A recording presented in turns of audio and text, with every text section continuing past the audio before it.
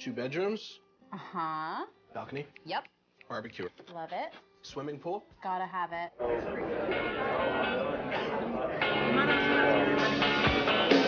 Move forward. All right. After that wonderful audit. What's that?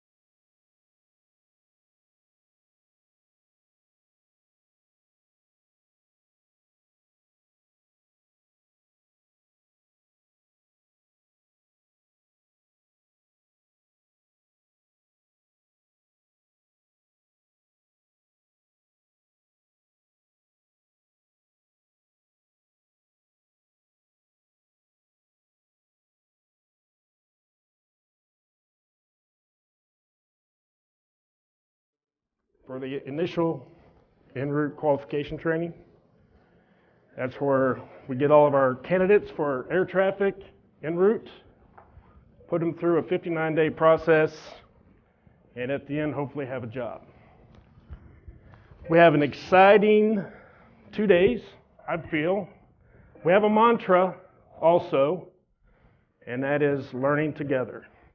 So as we go through the next 2 days, keep that in mind, that we're learning together. I'm learning from you. You're learning from me. I'm more so learning from you. And hopefully we'll do just fine. We have some ground rules, though. The first one is cell phones, don't turn them off. Leave them on. Somebody asked a question, why? Why, Chris? Thanks, Abby. Because some people like me won't stand up and ask a question. So what we want you to do is text the question. So we have the number up all over the room. Text the question to whatever presentation is of interest to you, and we'll get to that question. However, you're not totally off the hook. We want you to give us your name and where you came from with your question. Other than... Can we ask live questions? Yes.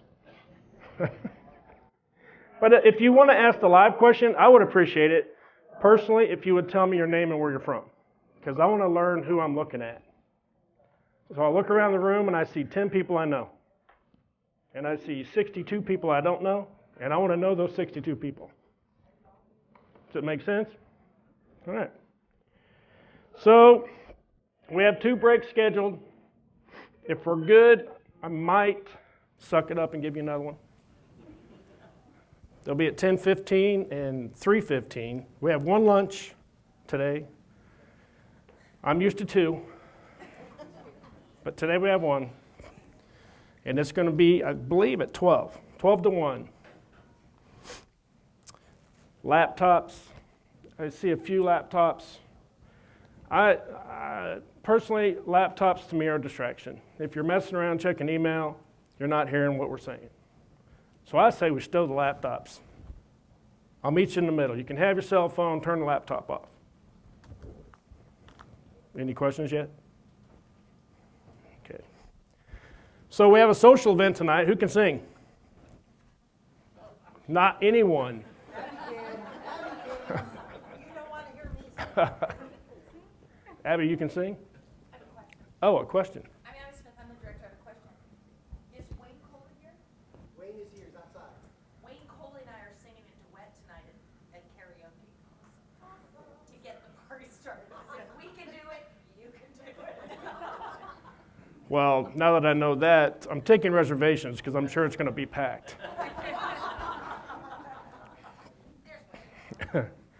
Four. Wayne's here. Wayne doesn't know what Abby's talking about.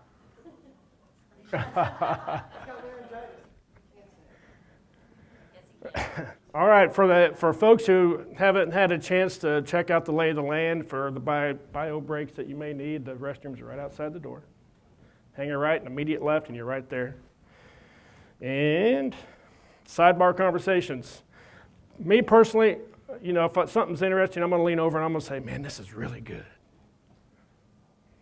But so the person up here, they'll think you're saying, man, that guy sucks.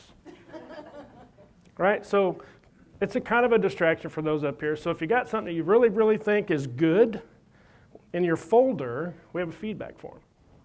Feedback's a gift, right? Tell us about it. If it's really, really bad, like, man, the MC was terrible. That's okay. I got thick skin. But he's really, really good. They're paying me a lot of money to do this. That was funny. Who laughed? I heard you. What? Thank you. You're my friend now. Okay, so we're here to learn together. So what does that mean? To anyone in here, just anybody, tell me, what does that mean to you, learning together? No one?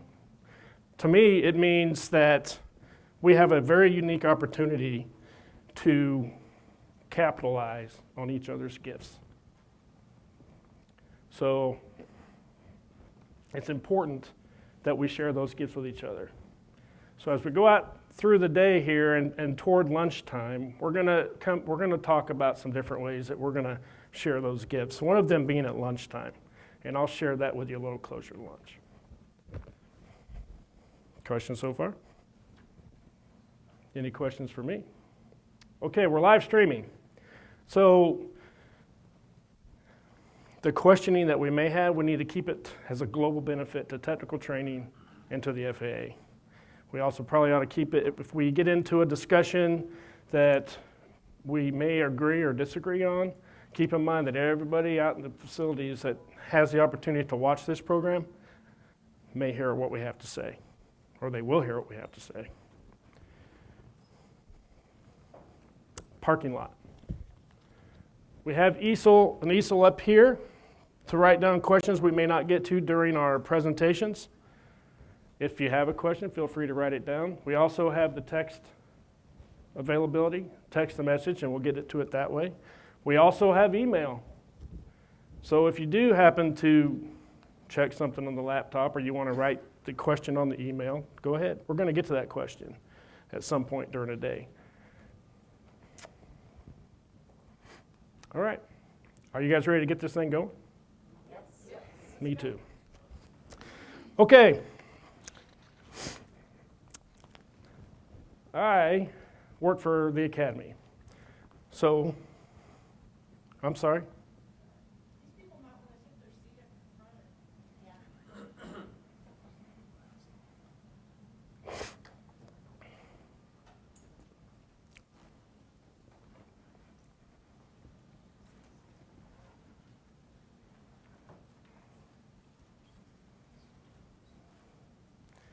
Just a heads up.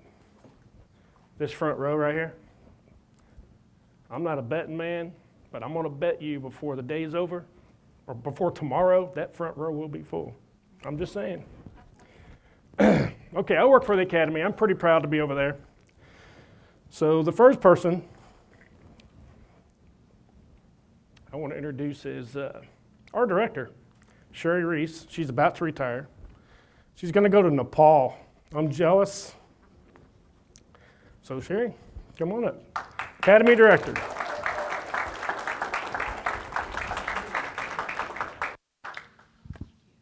Well, good morning, everybody. I just wanted to be here today to welcome you all. I mean, this is an amazing event that's been years needed and coming. So I am the Academy Director, which I've been about the last 2.5 years, but my background is like yours. I was an air traffic controller at Denver Center back in 1981 and moved to Oklahoma City to be involved in training when we stood up the old performance verification process, if you remember that. That was back in the 1992-93 timeframe. And then I was never going to stay in Oklahoma, but it turns out this is a great place, and the academy is an outstanding place. And so I have stayed and worked in air traffic and a lot of different places on my way to this job. But my heart is with you guys in air traffic. It's great to see a lot of old friends and all these new faces. I was just talking with some of my colleagues from those old 1990-something days, where we used to have these training conferences, discussions, field involvement, regional involvement, then headquarters, on an annual basis, twice a year if we could. And then they went away, and it left a big void. And from the academy perspective, we were so gratified and happy with the leadership of Abby and her team, to be able to stand this back up again, because it is so needed. I mean, the conversations you're going to have the next 2 days about air traffic training and where it needs to go is really important, because we know, Academy knows, Abby knows, her team knows that there are voids. There are places that needed to be shored up, places that haven't been touched in a long time. And I think you're going to feel a shared commitment to changing that. And if it's in Abby's power, and she has support from Steve McMahon and Terry Biggio at the VP level, I mean, things are going to be different. And I hope you get excited about that. I'm excited about that. I am retiring on September 1st. It'll be almost 36 years of federal service. Bittersweet like it is for everyone who's making that decision, but I'm excited about where air traffic training is going under this leadership. So I just wanted to welcome you and say that, and I look forward to hearing that conversation over the next couple of days. So thank you. Chris? Right here. There you go. Oh, you don't need this. Abby needs this, though. But don't go leaving anytime soon, Sherry, because before we get to me, look, Sherry, so I started this job the last week of September, and I mean, I was like, yikes, what have I gotten into? And Sherry, we've known each other in a more cursory level before, but over the last year, you've been an amazing friend, mentor, and inspiration, and I've got a little gift for you to help you on your journey. So go ahead and open it. Let people see what it is. Okay. You should have known, Abby. Well, that was fun. Okay. All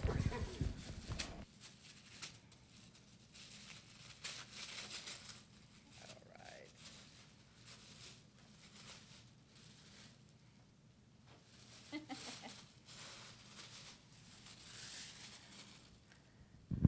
Life is a journey. Enjoy the ride. Here, I'll turn it around.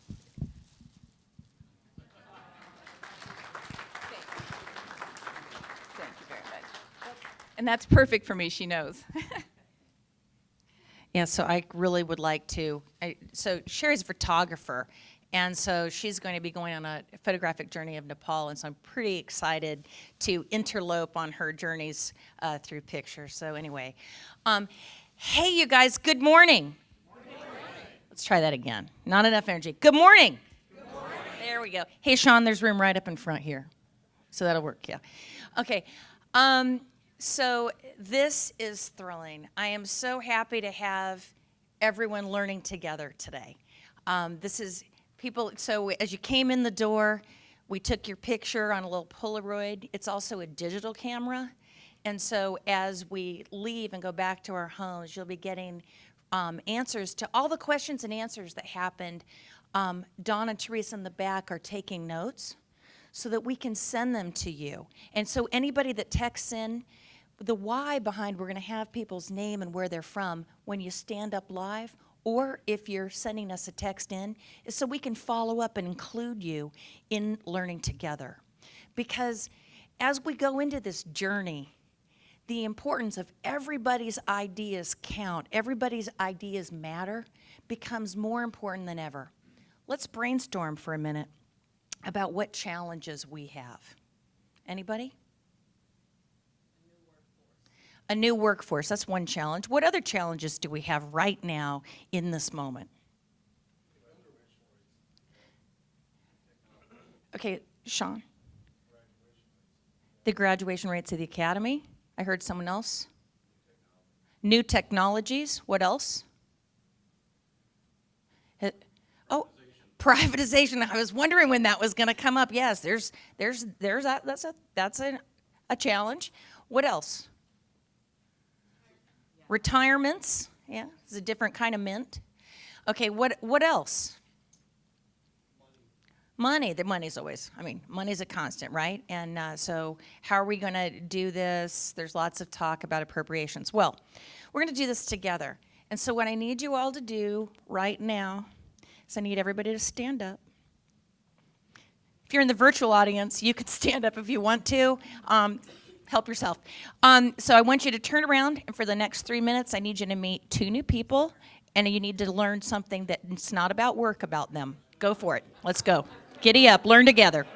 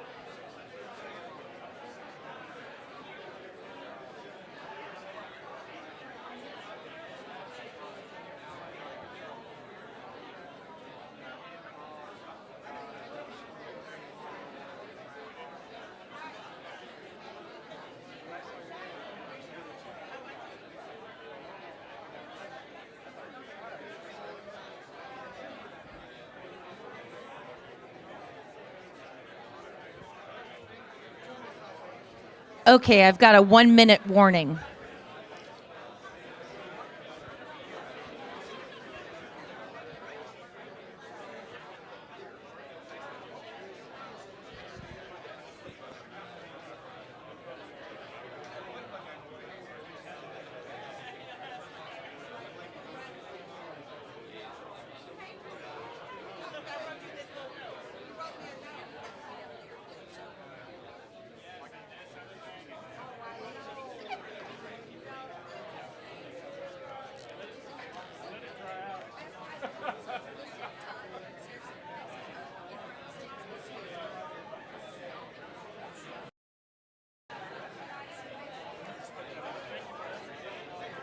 All right, folks.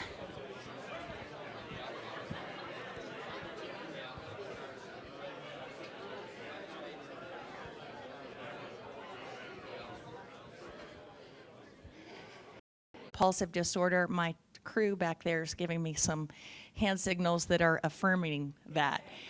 So if, as you walk around this week, you may have questions. And, how many of you have been to conferences and been like, oh my gosh, I need to find somebody that can help me with something? Raise your hand if you've been in a situation where you're like, I don't know how to get help. So we want to, in the graciousness of creating a spirit of helpfulness, people that have yellow badges are part of the host committee, and they can help you with questions. And if you look on the back of your badge, you're going to see names and cell phone numbers of people that you can reach during this conference. Now, it means you probably can reach us anytime. So for me, after this conference, not after 9 or before 6 a.m., but during this conference, anytime. So yeah, yellow is for the host committee. Green are for presenters. What color is that? Kind of tannish, reddish? our day guests. We've got people that are here on other business matters at the Academy this week and that are popping down to be a part of this training community. And yellow are our active participants and the focus of the team, in addition, obviously, to our virtual community out there. So that gives you a sense of what that is. But for the people that are on the host committee, I want to just give a special thanks, because to put something like this on takes an incredible amount of energy, effort, and planning. And so we've started planning this, I think, in December. So, and to get you here, we actually had to have this signed off at Michael Huerta's level. So this was no small undertaking. So I want to thank Don Smith, Teresa Thigpen, Carl Adams, Christy Jaworski, Wayne Coley, Jim Doskow, Charles Stimley, Christine Madden, let's see, who else? Anthony Shaw, Shayna Sorrell, and of course, my program for emerging leaders and mentee, Chris Thigpen, your MC. Let's give him a round of applause. Come on. It takes a lot of work. I also have a special shout out, and if she would stand up, and Bill, if you would kind of come forward from the back, Barbara King and Bill Poteet. Stand up, stand up. So we're live streaming because this was their gift. And Barbara, you'll probably hear more about this when we talk about training technologies. This is an example of what the possible is now, because we've had things available that we haven't leveraged. And thanks to the collaboration and thoughtfulness of these two, this is the start of learning together, and we can leverage this technology as a community throughout into perpetuity, so we can help people learn where they are when they can. So thanks, guys.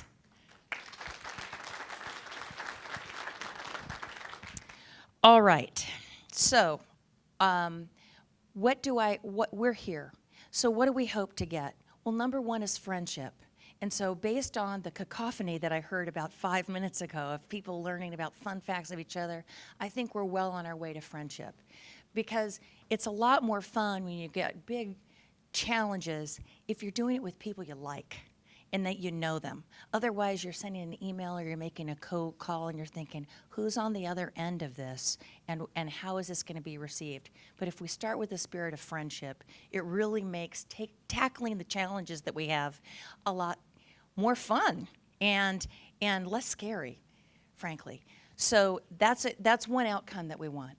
And we want this to be almost our first date. Sherry alluded to the fact that, what was it, Sherry, 12 or 15 years ago, that this was the standard, and it's kind of fallen apart or fallen off the radar. Well, it's back on the radar. And I think one of the reasons it's back on the radar because we need to level set. Where are we right now? I am the 12th director in 8 years in technical training. I'm also the first permanent in about 7 years. And so I'm here. I cannot retire like some people can.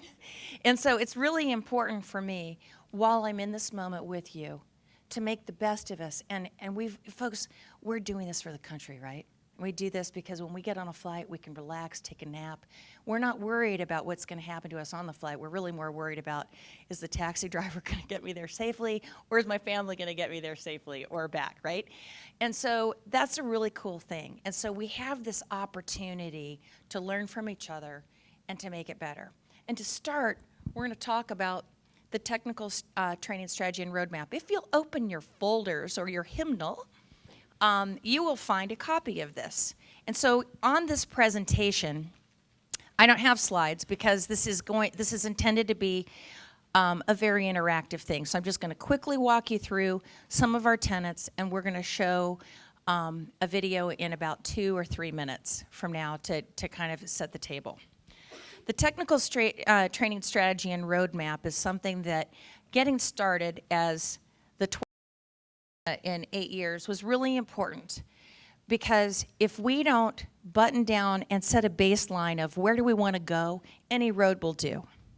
But we've got places to go because we've got privatization, we've got technology challenges, we've got retirements, we've got a pass rate issue, we've got lots of new employees, and money is always an issue.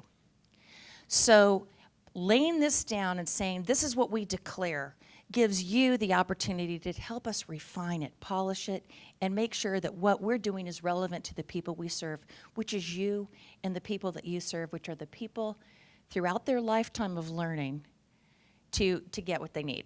So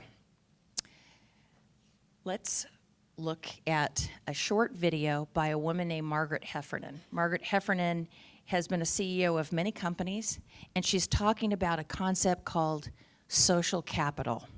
So, Anthony? So what is it that makes some groups obviously more successful and more productive than others? Well, that's the question a team at MIT took to research. They brought in hundreds of volunteers, they put them into groups, and they gave them very hard problems to solve. And what happened was exactly what you'd expect, that some groups were very much more successful than others. But what was really interesting was that the high-achieving groups were not those where they had one or two people with spectacularly high IQ, nor were the most successful groups the ones that had the highest aggregate IQ. Instead, they had three characteristics, the really successful teams. First of all, they showed high degrees of social sensitivity to each other. This is measured by something called the reading the mind in the eye test. It's broadly considered a test for empathy, and the groups that scored highly on this did better. Secondly, the successful groups gave roughly equal time to each other, so that no one voice dominated, but neither were there any passengers. And thirdly, the more successful groups had more women in them. Now, was this because women typically score more highly on the reading the mind in the eye test, so you're getting a doubling down on the empathy quotient? Or was it because they brought a more diverse perspective? We don't really know. But the striking thing about this experiment is that it showed what we know, which is some groups do better than others. But what's key to that is their social connectedness to each other. So how does this play out in the real world? Well, it means that what happens between people really counts. Because in groups that are highly attuned and sensitive to each other, ideas can flow and grow, people don't get stuck, they don't waste energy down dead ends. An example. Arup is one of the world's most successful engineering firms, and it was commissioned to build the equestrian center for the Beijing Olympics. Now, this building had to receive 2,500 really highly strung thoroughbred horses that were coming off long-haul flights, highly jet-lagged, not feeling their finest. And the problem the engineer confronted was, what quantity of waste to cater for? Now, you don't get taught this in engineering school, and it's not really the kind of thing you want to get wrong. So he could have spent months talking to vets, doing the research, tweaking the spreadsheet. Instead, he asked for help, and he found someone who had designed the Jockey Club in New York. The problem was solved in less than a day. Arup believes that the culture of helpfulness is central to their success. Now, helpfulness sounds really anemic, but it's absolutely core to successful teams, and it routinely outperforms individual intelligence. Helpfulness means I don't have to know everything. I just have to work among people who are good at getting and giving help. Companies don't have ideas. Only people do. And what motivates people are the bonds and loyalty and trust they develop between each other. What matters is the mortar, not just the bricks. What does this mean in practical terms? It means that time is everything, because social capital compounds with time. So teams that work together longer get better, because it takes time to develop the trust you need for real candor and openness. And time is what builds value. Now, this isn't about chumminess, and it's no charter for slackers, because people who work this way tend to be kind of scratchy, impatient, absolutely determined to think for themselves because that's what their contribution is. Conflict is frequent because candor is safe. And that's how good ideas turn into great ideas. Because no idea is born fully formed. It emerges a little bit as a child is born, kind of messy and confused, but full of possibilities. And it's only through the generous contribution, faith, and challenge that they achieve their potential. And that's what social capital supports. Now, we aren't really used to talking about this, about talent, about creativity in this way. We're used to talking about stars. So I started to wonder, well, if we start working this way, does that mean no more stars? And when I talked to producers of hit albums, they said, oh, sure, we have lots of superstars in music. It's just they don't last very long. It's the outstanding collaborators who enjoy the long careers because bringing out the best in others is how they found the best in themselves. And when I went to visit companies that are renowned for their ingenuity and creativity, I couldn't even see any superstars because everybody there really mattered. Now we need to let people motivate each other. And for years we've thought that leaders were heroic soloists who were expected all by themselves to solve complex problems. Now we need to redefine leadership as an activity in which conditions are created, in which everyone can do their most courageous thinking together. We know that this works. There was a lot at stake then, and there's a lot at stake now. And we won't solve our problems if we expect it to be solved by a few supermen or superwomen. Now we need everybody. And because it is only when we accept that everybody has value that we will liberate the energy and imagination and momentum we need to create the best beyond measure.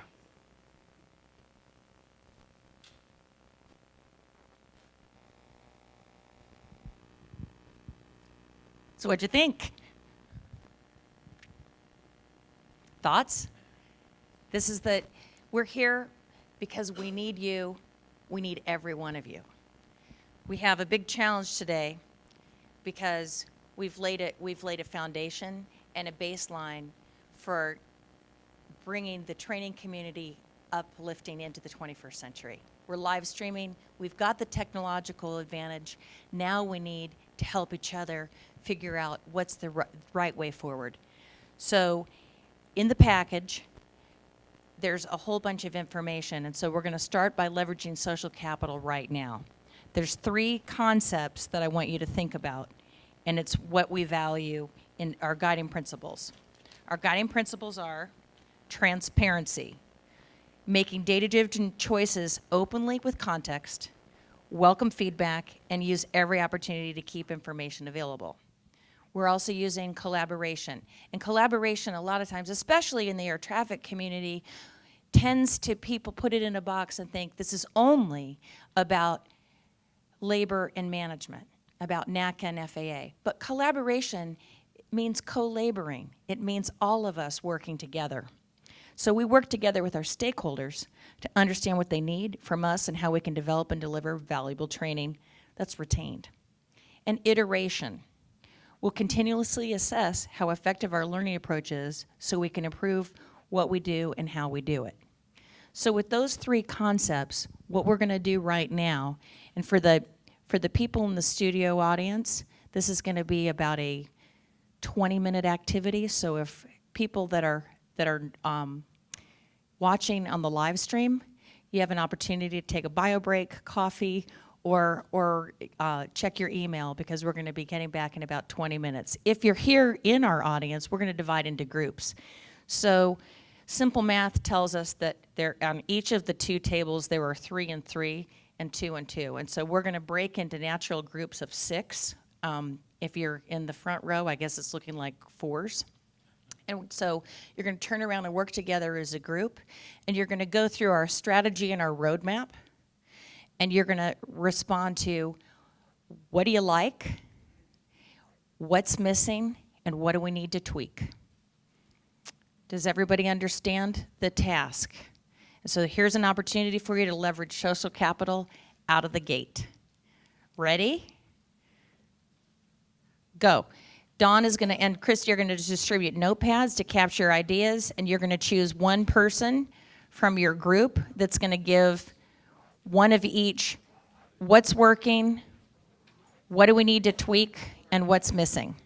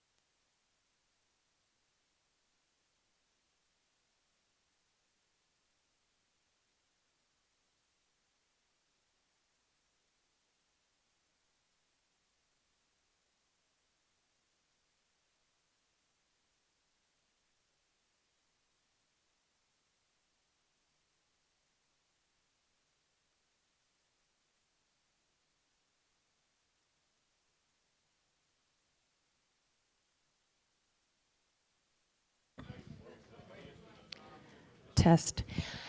So there was a question, and it was a really good one. So please look through the whole document because there's 3 phases, and there's a roadmap, and there's a lot of detail in there. And so there's different phases. There's this year closing it out around stabilizing the organization and access to offerings, and then in 18, it's strengthen the organization and transition to enhanced training methods, and 19 to 21, grow offerings into more flexible training solutions. And then there's detailed information in the back about each year. You're welcome to comment on any part of it because this is crowdsourcing and this is exercising social capital, all right? So your creativity, skills, and knowledge are welcome and needed.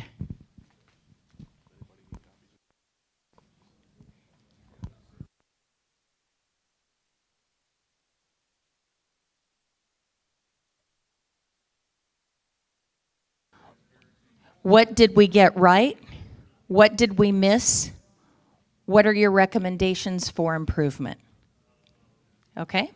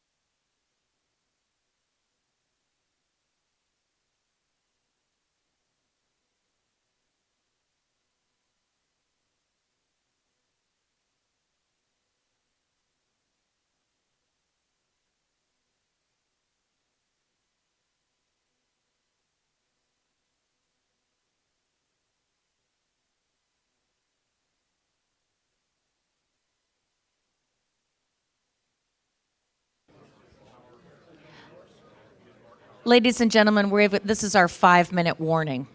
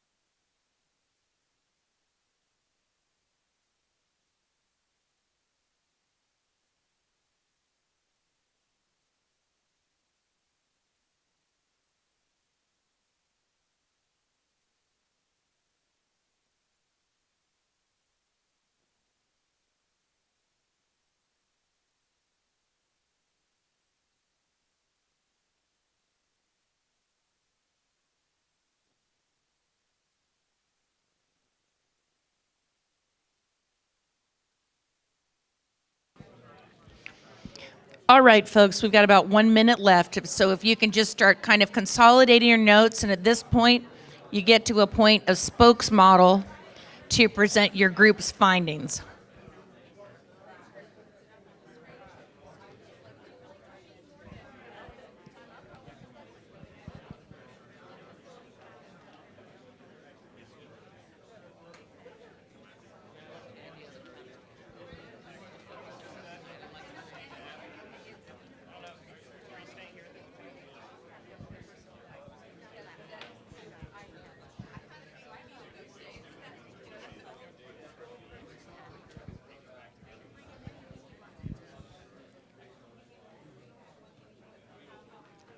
Vámonos.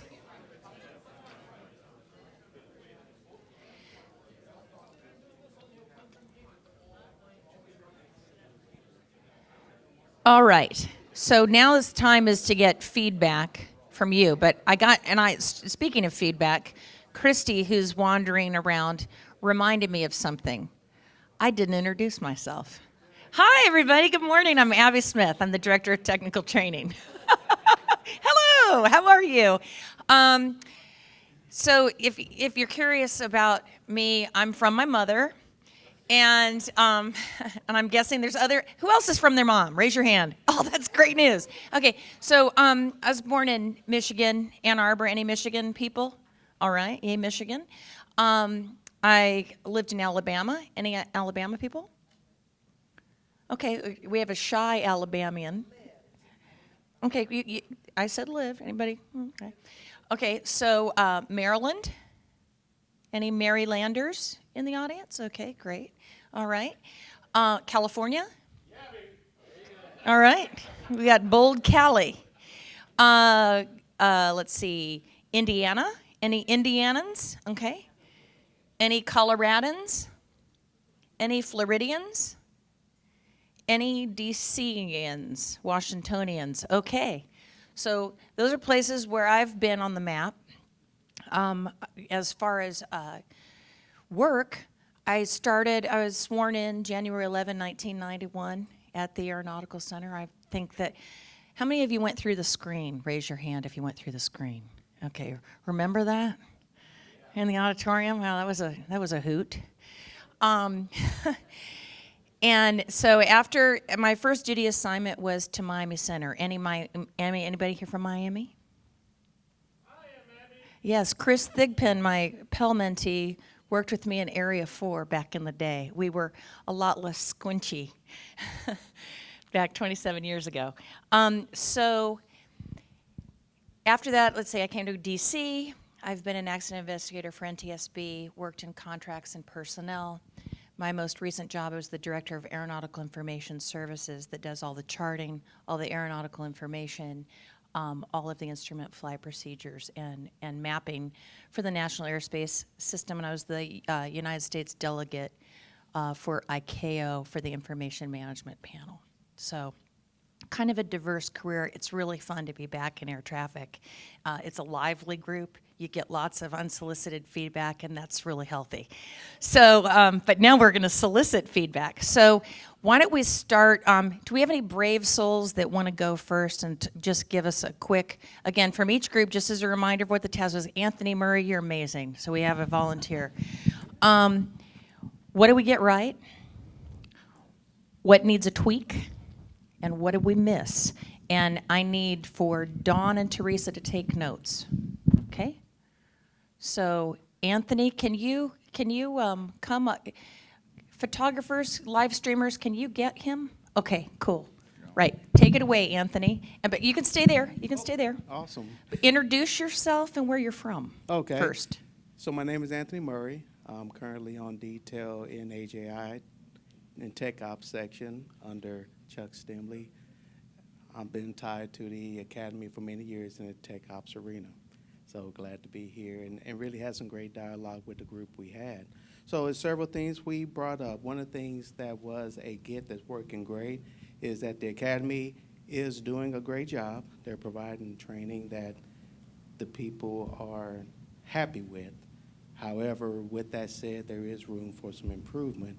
So several of the concerns that came up we discussed, and one of the things is about they consider a social issue, and is i.e. more so the way people learn. So with the new generations, it seems like that they need a more improved approach to learning to help improve the learning retention.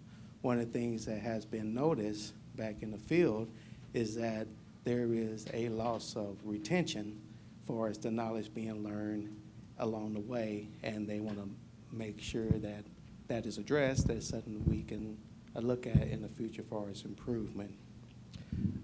One example was a student going from Anthony, I'm sorry, just because we only have 20 minutes. Oh, sorry. So I need one thing that we got right, one thing that Okay. needs a tweak, and one thing we missed. Okay, sorry. That's all right. Just need to keep us focused. Yeah. So the big thing is that we just need to, one of the biggest challenges was bandwidth issues as far as the training aspects out there. So if it's a way that we can assist with that, the smaller facilities feel the strain on that. And then also just to upgrade again to make things more efficient. There are some processes in updating orders that we would like to be more streamlined and efficient with those things. So, thank you. Okay, who's next? Wait, let's give him some love. Applause.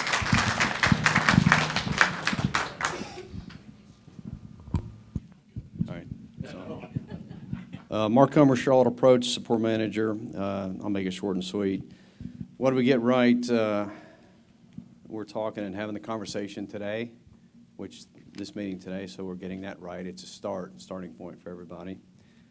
Recommendation for improvements, provide better standardized training for ground up training, and this is for terminal. I think we said that, but maybe also for en route because we've got some en routers here. And specifically, the conversation was for your higher level terminal facilities, 10s, 11s, and 12s. We're taking a lot of people from a lot lower facilities who don't have the background, I guess, to come straight in from a resource management perspective and certify quickly. So it takes a lot of time. And what are we missing? Need more nuts and bolts in the classroom within a specialized training group. And I came to an airspace and procedures class, and they taught us how to draw maps the way they did back in the 60s and 70s, I guess. Well, we never do that, so it was a waste of my time. And the people that have gone since said the same thing. They said, they teach us how to draw maps, but we're not drawing maps anymore. It's all digital. So they felt that the time could have been better spent on other aspects of airspace and procedure, IFP, development, that kind of stuff, which they never learned while they were here at the academy. So just standardize, I guess, and specialize a little bit better. All right? Thank you.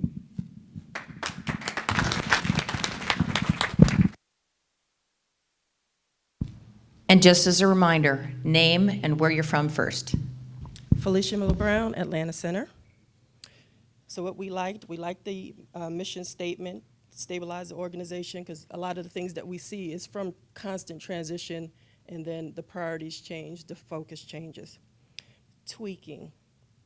We didn't know that the mission statement was quite clear enough. How does this fall out to helping us at the facility level? A lot of this stuff was AJI, but how do we at the facility benefit from this? And missing, so we'll just round it up to one thing. Selecting the right person as defined in what we're going to do. How do we define who that right person is? We don't interview anymore. So a lot of the people that we have coming in, different generations, different learning styles, different motivations for coming into the agency. How do we weed some of that out if we don't even have really a choice in who we're getting?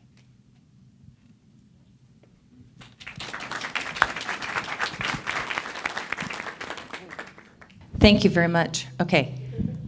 Scott Campbell from Memphis, Tennessee.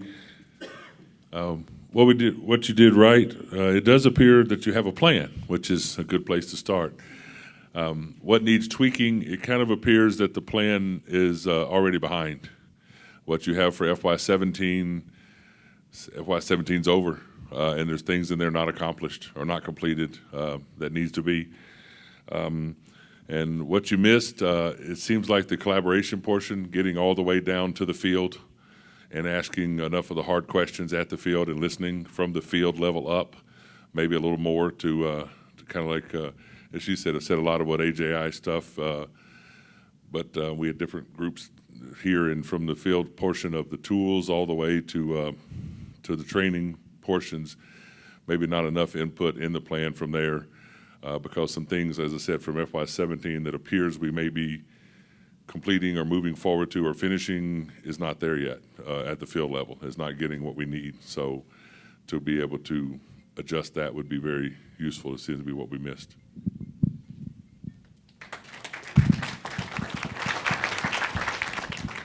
My name is Paul Crouch, and I'm from the technical onboarding team in Oklahoma City. It's great to be here. One of the things that we think is done right is that we are having this summit right now. We recognize the need. Y'all recognize the need. So we have that, and we're thankful for it. And we're mission impact metrics. Those are something there that we see as a positive, something that we can see, and a goal, a target that we need to get there. On the negative side, that we see that there needs to be better ties between field training and academy training. Talked about that, and we talked about the what's in it for me type attitude, and also where's the connection between the two? Where's the bridge between the two entities? I would say looking into the future, we're talking about connecting with the large audience overall, and talking about doing that in an impactful manner or way, methodology. So succession planning scares us to death. So we think that succession planning is one of those things that everybody likes to talk about, but we looked around the room and you can see that there's going to be succession soon. Okay, look at me. Okay, so we need to do, not you. I don't get it. No, I know you don't. But we do need to really think about that, because Sherry was sitting right behind me, and it scares me just the fact that Sherry's retiring, and the ripple effect from that is phenomenal. So we have one more thing. We're talking about repetitive training that we have, all of us. Every one of us have this training that we have to do, multiple in ELMS. So we need to really take a hard look at that, and we need to say, is this repetitive? Is there some way we can consolidate this so that we have more time to do, for lack of a better term, our real job? Who's next? Hello, everybody. I'm Finlay Mongol. I'm from headquarters in finance, and it was very nice of everybody to invite some finance people to your training, so we really appreciate that. Your money. I know, that's right. I'm actually on a detail to budget starting today, so it's perfect. But yes, we really liked the professionalism of the document. I don't think anybody's mentioned that in terms of the publication quality. It looks very slickly developed. In fact, so much so that, to be very honest, since I'm not as expert with AJI as I am with other groups, I was worried at first glance that it was going to be a fluff piece. I mean, you look at the first 2 or 3 pages, and they're very slick, but they're light on details. So I was very glad that as we progressed through the document, pages 6 and 7 and 8, all the details are lined up. You are from finance. Yeah, that's the. And by the way, our real employees, not contractors. Feds produce that. Christy, who's in the back, and the wonderful Cassandra Bowen, who is back in AJI, work for us, and they're just brilliant about creating connectivity to meaning without words. You know, Christy used to work for us in AFN, so you could tell this was her work right up front.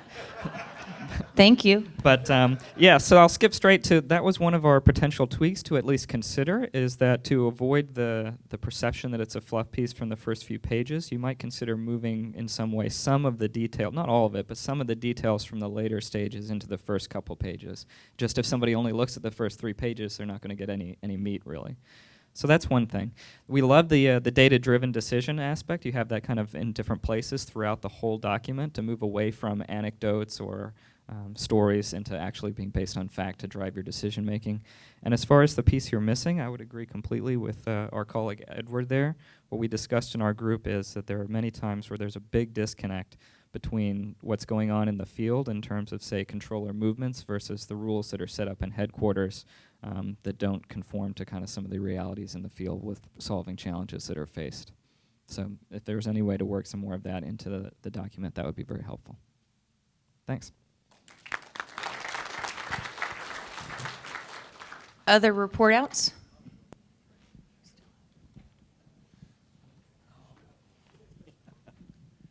Good morning. I'm Joe Reynolds. I'm from the Northwest District. Let's see here. You got right. We thought that the plan. I mean, there's something out there in this group meeting. It's about time we had this and got together and discussed what our needs are in the field. Tweaks again, like what's been said about here. It seems a little bit old for FY17. We're already there. We're at the end of it, and as far as a miss, again, that facility interaction. We talked about a lot of the restraints that we have in a facility, and we have Lee from Guam here, who is the furthest one away, and talking about, like bringing in the recurrent training. It's twice a year. Taking a look at all the things that go on into a smaller facility and all the requirements with briefings and training and things like that get pulled away from our primary duty, and that's being in the operation. So trying to streamline that and getting that, get the facilities involved in what really a way to brief these out, make our necessary briefings, and still not have that such a huge impact on the resources in the facility. I'll do it. Hi, I'm Rebecca Malden. That's interesting to hear yourself on microphone. And I'm in Oklahoma City with AJI. And what we thought was a positive thing was the manager dashboard. There was a lot of positive comments for the people that were able to get in there and see it. And they thought it was good that it was continuously changing and improving. Some other areas for improvement that we talked about was the job relevancy of the training at the facility. There was hazardous training, things that most of the people really didn't need at the facility. We also talked about the usability and the effectiveness of technology platforms. And so it might be something, is it usable for people? Is it an effective way for people to learn? And so it varies based on the content and of the material. And then the last thing we talked about was making sure we focus on the small facilities in addition to the training at the large facilities.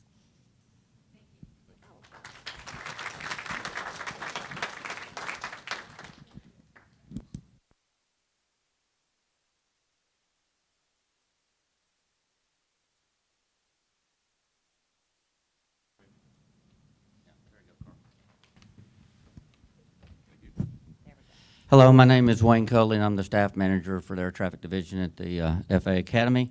And it was great for me to interface with people that are from the field facilities. I've been at the Academy for 12 years, been out of the field. I was at Fort Worth Center. But anyway, the things that they got right, they really liked the guiding principles, the transparency, collaboration, and iteration.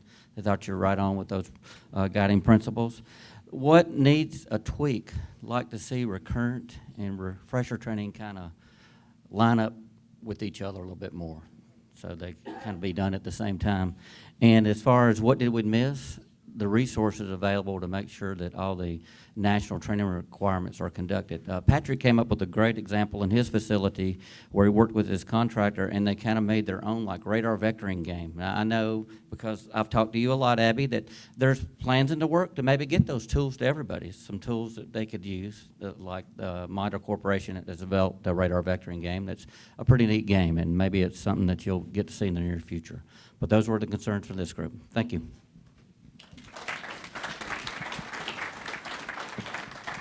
Is there anyone else that has not gone yet? Any teams? Okay, go over, Sean.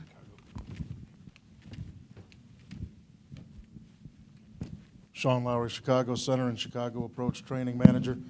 Some of the things that we talked about was what was working well. We enjoyed the fact that the lines of communication that are being opened up by a conference like this hopefully will increase, line of sight, because right now one of the things that we feel is lacking is truly from the top down what is going on within training. There's a lot of questions. I know that there's a lot of not only but requirements that are put on each one of the facilities on a lower level without that direct line of sight, so hopefully that'll help here. What needs tweaking? We thought that there were some of the changes in the document that happened in Phase 3 that we thought could have been moved up in some of the earlier phases, because as has been mentioned previously, Phase 1's almost over already, and the implementation hasn't even begun. Or if it is, hopefully we'll find that out here.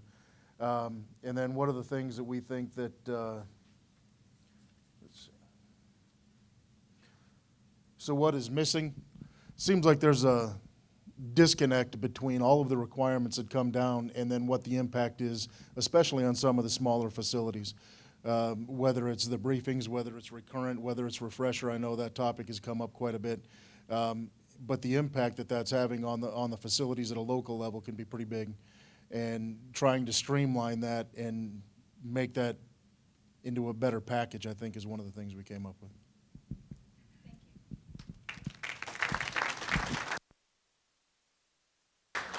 Any other groups? It looks like thank you. Vern Payne, Washington Center. Within our group, we came up with the following. We really like the fact that the safety incidents and trends are driving, especially recurrent training. If we could integrate that even more, all the better. What needs a tweak? Well, the NAS is progressing and changing rapidly. And the ability to be able to train new controllers in all the capabilities that are being introduced is a challenge. And anything that from the headquarters level you guys can do to get in the hip pocket of the PMO and the next gen office and everything else, so that the stated goal of delivering the right training to the right people at the right time can actually happen, especially as we get cross-system integration. Becomes more and more difficult to train those types of capabilities. And then lastly, what did we miss? I don't think you missed it, but it's a huge in our group, we perceive it as a very significant challenge to train the new generation of new hires using ancient generation technologies and techniques. So, You don't yes, think paper is state of the art? acetate overlays and dry erase doesn't really click with these folks. So, and like it's somewhat addressed, but that was the thing that we see as probably the biggest challenge. Thank you. Give it up.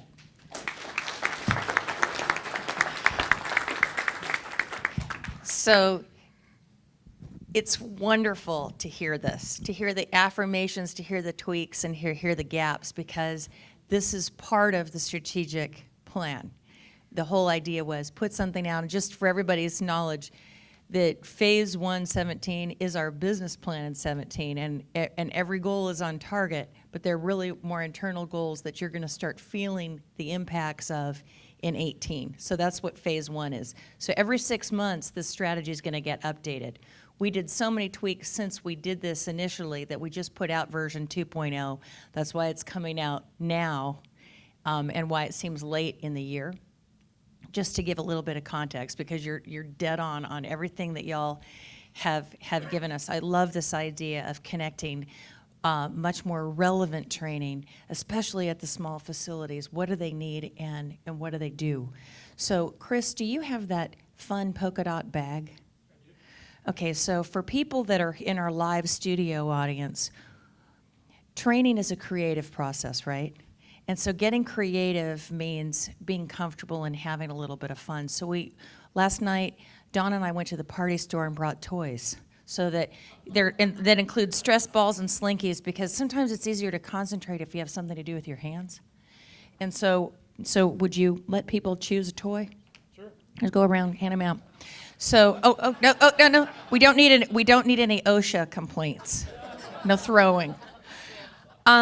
So while Chris is doing that, he's the MC, I'm going to just improvise here, because let me just double check on the agendas. Tools next? Okay, so it's my distinct pleasure to bring up my colleague, Dr. Sean Mansfield, who is the acting manager of the Technology Tools Group. He's going to talk with you about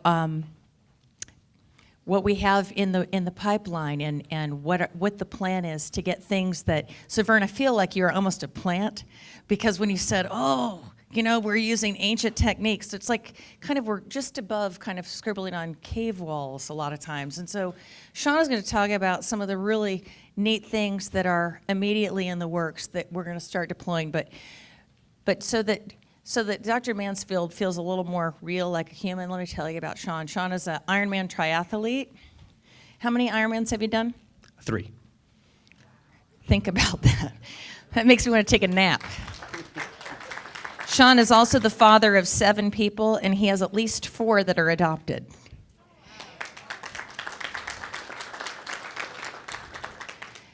And Sean is one of the nicest people I know. Here you go. Ladies and gentlemen, Sean Mansfield.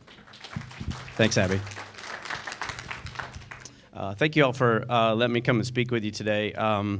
Couple things. I am from Broken Arrow, so for anybody from Oklahoma. But I haven't told my mom I'm here, and I'm not going to see her, so don't let her know I'm this close to her. I also feel like I'm being set up a little bit, because I captured a few notes from you guys the last session, and things that came up was there's a disconnect with the field, knowledge retention's an issue, we're behind already. How and where does this impact us? How do we improve the line of sight and impact our requirements? The consolidation of training and relevancy, and how do we train a new generation with old technology? So I feel like I'm being set up a little bit, because it sounds like that's all about me and my team. Just so you guys know, I just took over the team July 11th. So we have, I've only been here, or June, it is July. June 11th. I've only been in the job for about a month. I have been with AGI2 for a little while, so I kind of have some understanding of what AGI2 does, but the team, I'm really just getting up to speed, on what the Academy's doing. But I think you're going to like what I have to say. I hope I can address all the things that you guys have brought up. And really what I would like to get out of this, what's in it for me, is getting to know a lot of you, because I can't do this myself. I don't have the answers. I'm just the guy that was put in charge of getting the things for you. I need to know what you need. There's no way I can solve all these problems in a year, probably 2 years, but can we do it together? Sure we can. So let me jump in to tell you about the team, and I'm going to leave a lot of time for questions and concerns. So I'm going to roll through the slides really quickly because I want to hear from you. First of all, when I took over the team, we needed to really set some team goals and figure out what are we here for, what are we trying to do, especially over the next year. What we decided was we need to gather our requirements first. A lot of work has already been done on that. I'm sure a lot of you are hearing saying, oh, requirements, I'm sure you're going to do requirements. A lot of that's been done. We have a lot of requirements, but we don't have a lot of requirements from the field. We have a lot from our studies, we have a lot from our other partners, but we don't have a lot of the requirements from the field to meet your requirements. And once we get those, and as we're getting those, we're also trying to establish processes with us, the academy, you, et cetera, to identify what are those technologies we need to meet those requirements. I don't think we've done that well. I think we've bought shiny toys and objects. We throw them out to the field hoping it's going to meet your problem, and we're not going to try to do that anymore. We're going to try to get you the right answer quickly and on time. So that's the second goal we have. And the other goal we have is how can we get common tools that are going to meet multiple needs instead of one-offs, everybody having 50 different toys out there. How can we leverage these tools so we get common tools out there that are common across the facilities, meet all the facilities' needs, and also at the headquarters? Any questions on that one? All right, let me move on to our focus areas. It looked like over the last month, everything we do falls into kind of 3 main focus areas. The first is training data management. That's all your safety suite, tracks, NTD. Don't ask me what those stand for, I'm still learning. So all of those places where you collect data, you analyze your training data, all of that stuff kind of falls into one bucket.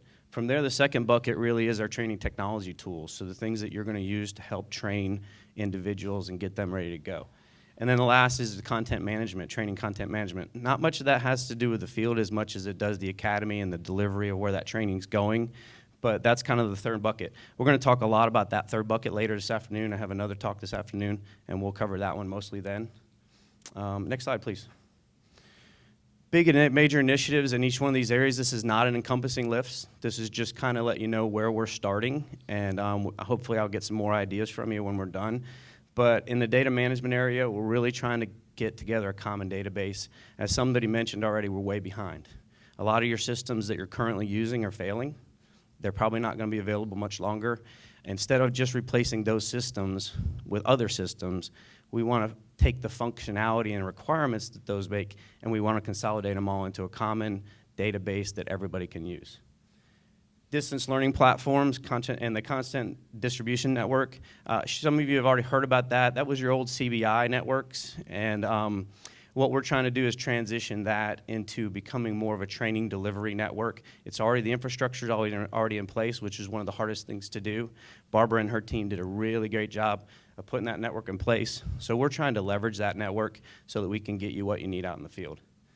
And then the manager's training dashboard, a lot of you have already seen that. I wasn't able to get the example into the slides, but if you need it and you want to see that, I have examples in the back, so if we can look at that at the break if anybody's interested. Really great capability that we're putting out there now via Cedar for the managers to get some training data along with the safety data. So I'll show you that, but that's another big initiative in that area. Technology acquisition and planning, we're really working with the controller contract folks, which they're here. Jane and her team are here. And what we're trying to do is leverage that contract to really get the technologies available, use some innovation, because what we've got to do is we need to take a leap in technology. We can't overcome where we are. We're way behind. So we can't progressively improve. We're going to have to really take a leap. So we're trying to use those innovation funds and trying to work with those folks to figure out what can we do to jump forward to get you the things you need. The joint strategy, so you've seen our strategy for AGI2, but what we're also doing is we're also working a joint technology strategy with the Academy. We've partnered with them in the last several months to understand what they're doing, them understanding what we're doing, and we're figuring out how we can work together and how we can improve in both areas to get you what you need. So that's a really huge initiative that's happened in the last several months. And we can get you a copy of that too. That should be on the street probably in the next couple weeks, and we'll get that out to everybody to see, but you're gonna really be excited about what we're doing there. MITRE and Centers of Excellence, those are just 2 partners that we're working with. MITRE has done a lot of work over the last 10 years on technology. It just hasn't ever been brought to fruition. We're working with them very hard over the next several months to turn that into products for you. And the Centers of Excellence, this is a new initiative over the last year. You saw it on the strategy. We're working with academia to solve problems. We're giving them some of our hardest challenges and working with them so they can help us leap forward, as I keep mentioning. We're learning from what they've already done. Academia is probably 10, 15 years ahead of us. How do we get on board with them and use what they've already done? And then our simulation strategy, I'm sure a lot of people are concerned about this one.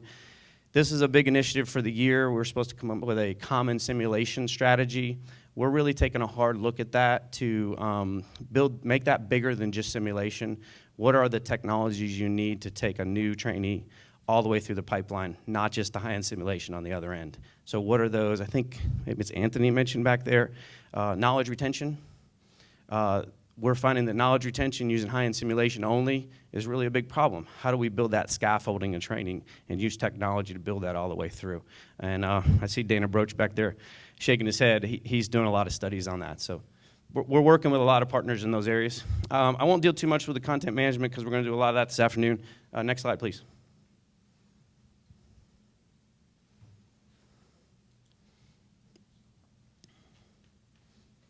Okay.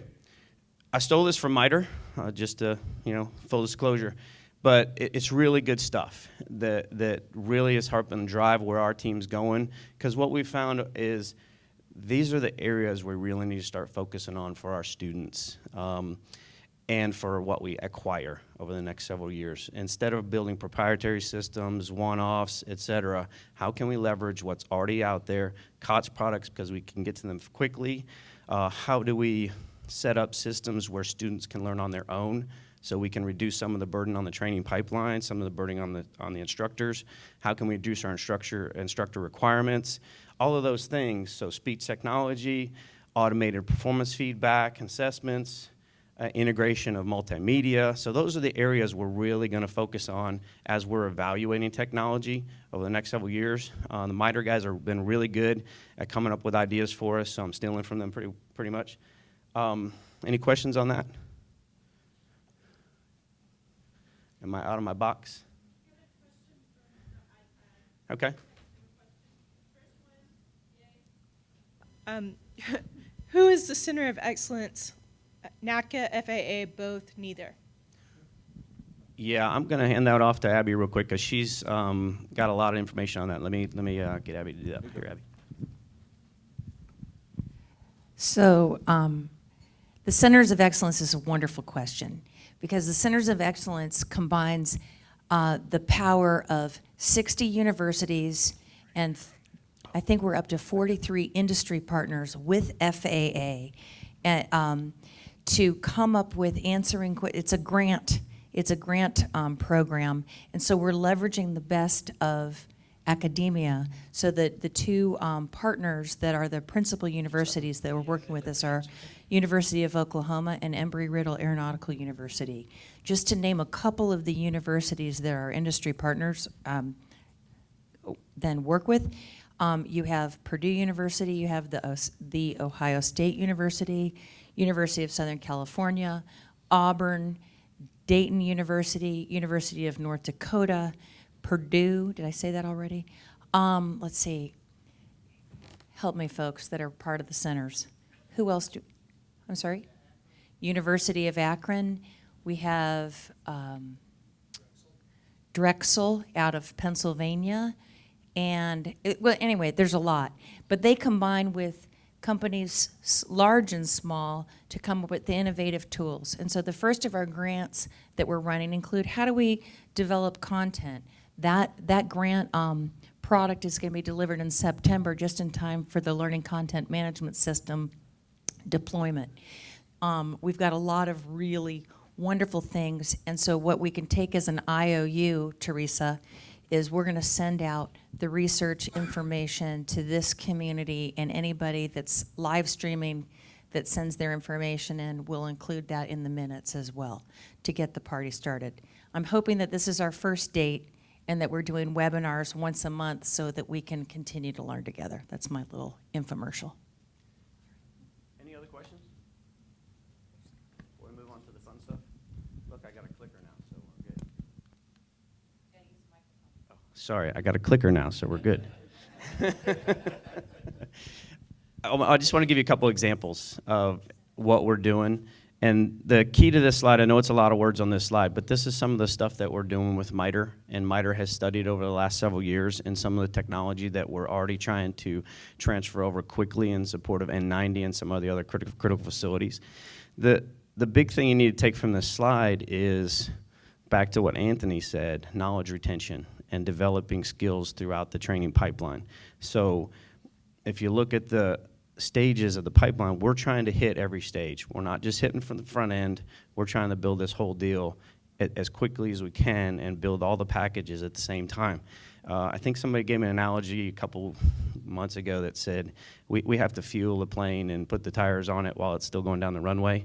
I really like that because that's kind of where we are. We have to change while you're still training, so that's going to take a lot, and it's going to take a lot of thought and a lot of help from all of you. I'm going to show you examples of some of these, so the basic vectoring game and airline memorization stuff. And actually, let me just go to the next slide. Somebody else mentioned drawn maps. Who was it that mentioned drawn maps? So we're already working on to figure out how can we train better that way. Instead of just hand somebody a piece of paper and say, draw the airspace, can we use technology to train that? So there's some really neat stuff out there where this right here is a whole series of scaffolded exercises on memorizing the airspace. The airspace is already built for you, but then you can put the routes on the airspace, you can pop up different routes, it's really incredible. And then they can test and incrementally make it harder as you go through the solution set there. This one right here is actually building it by altitude. So it shows you what your altitude looks like and how your airspace changes by altitude, which is really kind of a cool game. And they've already tested this in the field, and what they found that places where people couldn't or they didn't ask them to draw maps anymore because it was so hard, they were actually able to do it through this technology. So I think it was Potomac, where Carl was. They quit asking them to draw it because it was so hard. They tested it at their facility. Students are able to draw the map, put it all together, drag pieces over. It's really neat technology that we're already trying to transfer N90 and some other critical facilities. But as we're doing that, we're trying to figure out how do we build this in such a way that it's transferable to all the facilities. Let's go to the next one. Other things we're doing, which is much more simple. So in memorization of airlines, their call signs and things like that, memorization of fixes, very simple memorization games that are not hard to build, not hard to get out there to the field. It's much better than paper copies, all that other stuff, and we can transfer it out there very quickly. They can put it on phones, iPads, etc. So we're really trying to work those things. And what you'll see here in the middle, which is really important, is we're building these so that they build upon each other. You start easy and you increasingly make the training more difficult so that you can test the students and see where they're at in the process. Basic vectoring, I think somebody else mentioned something about vectoring earlier. I think it was Wayne with vectoring. These are some simple things that were put together for vectoring. You can see they get harder. Here at the beginning, it's just teaching people the compass rose, how to know what directions they are.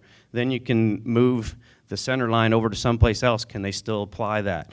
And then from there, can you vector aircraft through different scenarios? So instead of jumping onto a high-end simulation where there's aircraft all over the place and trying to teach basic skills, can we get you the tool sets out there to teach basic skills incrementally so when you get them and you start combining all this information, they're ready to do it. Does that make sense what I'm saying? Two simple examples I'll show you. This is radar vectoring training, and there's also an activity called radar vector aptitude testing that MITRE's working on for us, where they can put students through a series of training to see if they even have the aptitude for radar vectoring. This is a really neat example because if you notice, these initial students stayed with the 090, the 180, the 360 because that was easy. And as they got better at the training, they started to smooth out and their vectoring got better and they were able to get through this more successful. So it's kind of neat how the training works and seeing the results of it. Okay, I'm gonna wrap up so I can get a lot of questions. Where do we need your help? The biggest things we're trying to tackle right now, common database is a huge one. Safety suite, tracks, NTD, those are falling apart pretty quick. and I know a lot of the facilities use them, you rely on them. We need solutions. We need interim solutions because I can't get something to you very fast. I need help with what is being used out in the field other than Safety Suite and other people are using other things, tracks.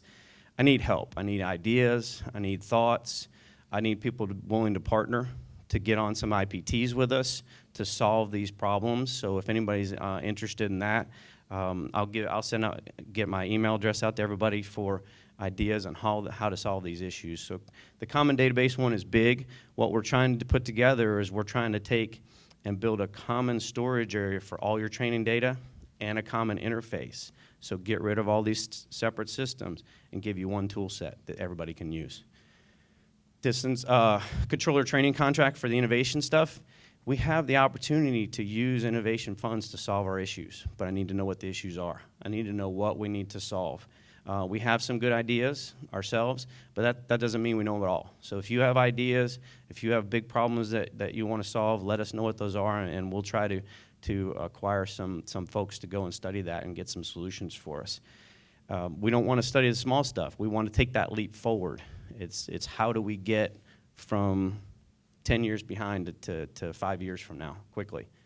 I also need some help with the simulation strategy. If there's any experts out there on what we need. You've seen some of the tools that we're talking about acquiring on the early front end, but we need to know what we need to do to our current systems that we have. I think it's a pipe dream to sorry. Okay, let me finish real quick and then I'll get this. So I don't think it's a valid to say we're going to build a common simulation platform that's going to handle from front end to back end of all the training you need to be good at air traffic control. So we need to figure out what those technologies are and how do they fit in and how do we leverage what's currently out there within that. So we need to build a picture of what we want to use and how the tools support that training pipeline, not try to go find a panacea solution out there, if that makes sense to everybody.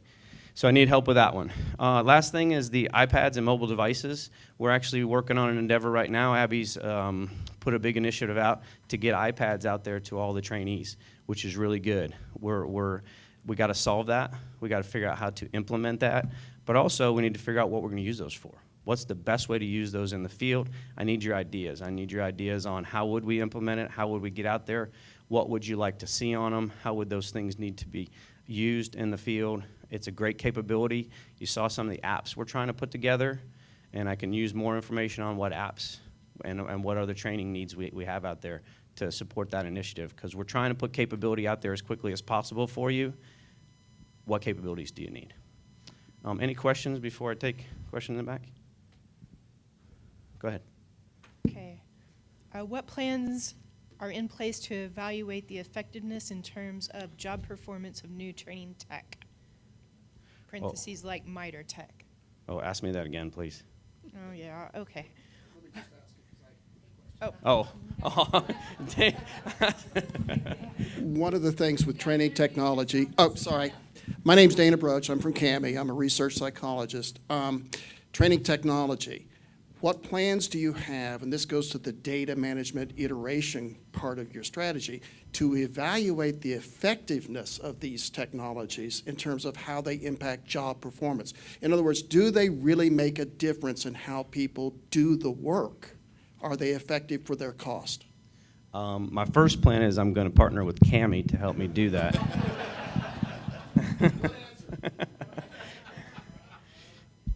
And actually, Abby just reminded me too. So one of those things you saw on the earlier slide too is one of our areas that we're really focusing on with student feedback and assessment. So a lot of these apps already have the metrics built into those for them, and those metrics populate to us on that particular student and how they're doing things. So we're trying not to just put toys out there for you.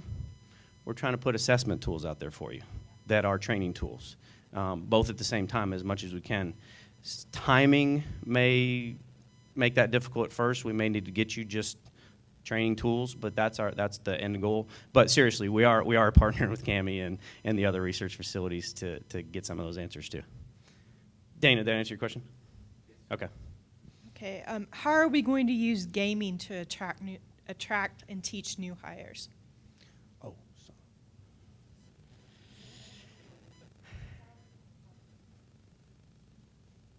Carl, you want to take that? Carl Adams, Tech Training for Air Traffic Policy and Programs. One of the things we are doing right now is we are grabbing that technology that has already been developed by MITRE and other corporations that we find will build those foundational skills necessary for air traffic. As we grab that technology, I'm working with my partner Jim Doskow at the Academy to incorporate them to not only make those tools available to the facility directly, but to incorporate them into the learning progression here at the Academy.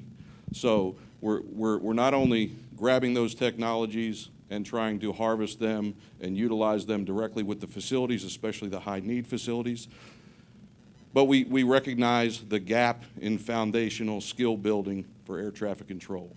So as we grab those technologies and through some of the things that Cammie's doing also, as we gather those databases and those games, we're looking at placing certain things on the iPads that we're putting out. Now, we know the iPad is not the greatest technology that we should reach for at this point, but it is something that can make a difference immediately, that is cost efficient.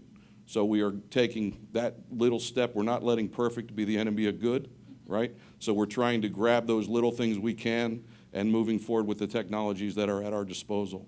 So that is something that is obtainable. We can take a lot of these games, although they may not be immediately available via the curriculum streamline, okay? They will be available, and any kind of practice should help the student controller coming up.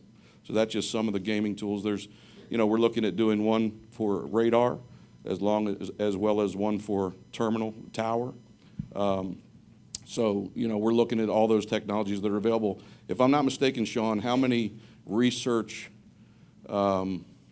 reports did MITRE provide us? Almost 60. Okay, so there's a ton of work that has been done that has never been leveraged. So we're looking at all that data right now and trying to see how we can incorporate that to help you at the local facility as well as in the academy curriculum that we're revamping constantly. The first part of that question, though, that's probably a gap that we need to go figure out, is how are we using game technology to attract folks? I think this is probably goes back to what Felicia mentioned, which is how are we getting the right people in here?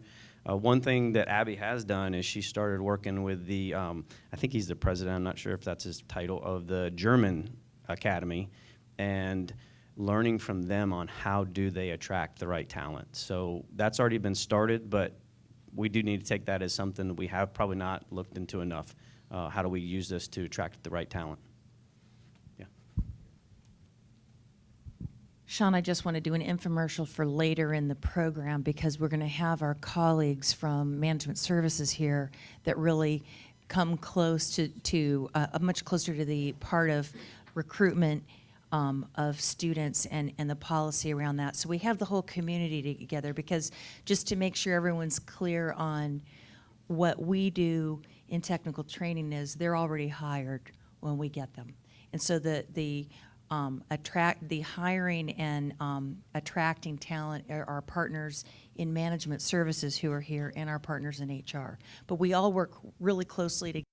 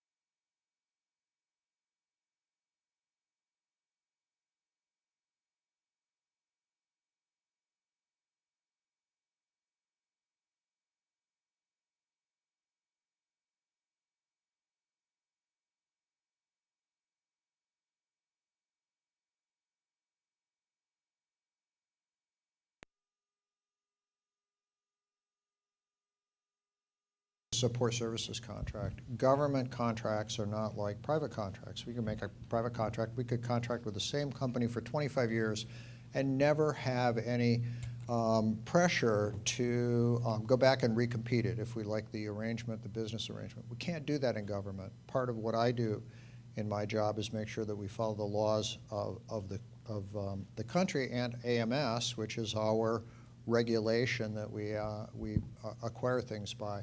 5 years is about it for a support services type contract. Now, we've had some longer ones. There are exceptions to that. We have certainly system contracts that go as many as 15 years, FTI, for example, which I'm also the contracting officer for. Datacom, 10 years, but those are system type things. For these support services contracts, the general policy is about 5 years is about as long as you get from that. So hopefully that answers it.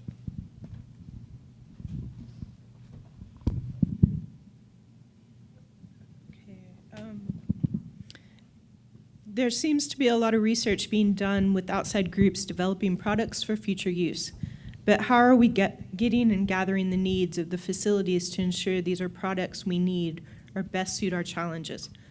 How do we at the field facilities get involved in the front end? That's a great question. I'll be honest, from the little time I've been in the job, there hasn't been that interaction. So we're trying to start that now. That's part of this summit, is to get folks involved. We have to be careful how we do it, because you get too many cooks in the kitchen. You can't get anything done, and you get paralysis of trying to please everybody and meet everybody's needs. But if there's folks that are interested in getting involved in this, we need the help.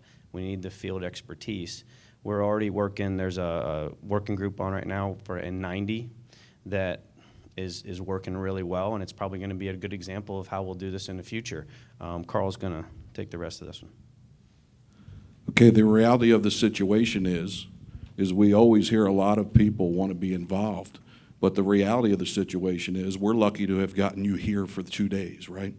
Okay, so help us and tell us what you recommend on how we can keep you involved. I know this, the monthly training telcons, we probably need to rework them. We probably need to look at different ways of handling those in order to use those as opportunities to gain this type of feedback, okay? That's just one idea, but you tell us how we get you involved, because the challenges are real, right?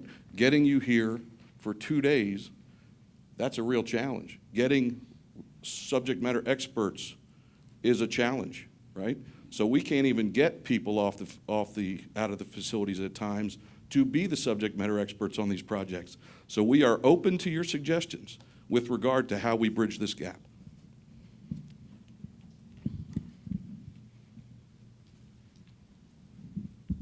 Hi, Joe Reynolds again. The data management piece, we've been hearing for a few years at different conferences and things, and what is coming out next, and via either Cedar and Trax and Dash 25s and all that electronic. When are we going to see some real results to the field where these are going to be implemented rather than just hearing about them? That's a fair question, and I wish I had the exact answer for you, but here's what I've found in the last month. I've found that we've put Band-Aids on systems all the way up to the point where they've failed, and the reason I found is that folks are unwilling to change. They like what they've got, and they like using what they've got, so they want a Band-Aid to keep that same functionality or the same look, that same feel. So we're actually at a critical point now. We can't do that anymore. They're going away fast, and we have to change. So I'll throw that. I take credit for that, but I also throw it back to this crowd to say, we got to change together. We got to figure out what the next solution is, and I can implement it fast with help.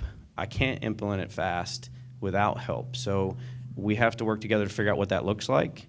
And I mentioned early on that we need some interim solutions to fix the ones that are getting ready to break. I need help with what that would be while I'm building it. But I'm working with a contractor right now who was doing the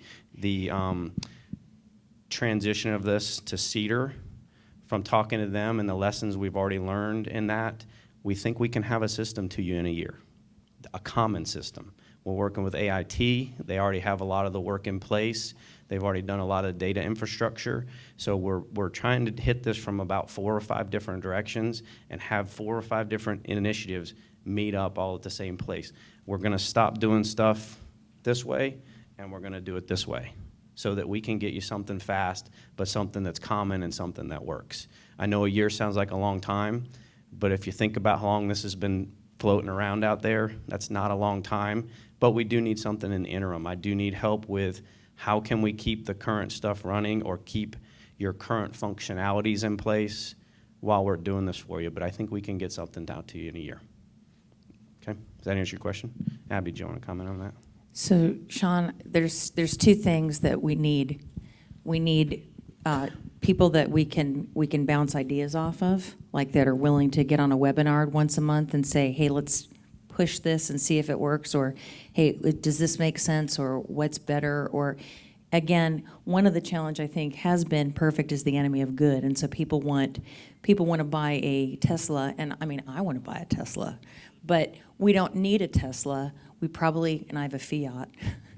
We probably need a Fiat, right? Because it can get us there. It's efficient. If it's good enough for the Pope, it's good enough for me. So we need to not let perfect be the enemy of good, and then we can iteratively improve tools once we get them out there. I think the other thing, and again, it's what I talked about at the beginning, and so I'll take credit for it because I'm the executive with the fiduciary responsibility. So we had a lot of turnover, and I think we lost a lot of focus. And so what I can tell you right now is every single member of my team, except for Sean, is permanent.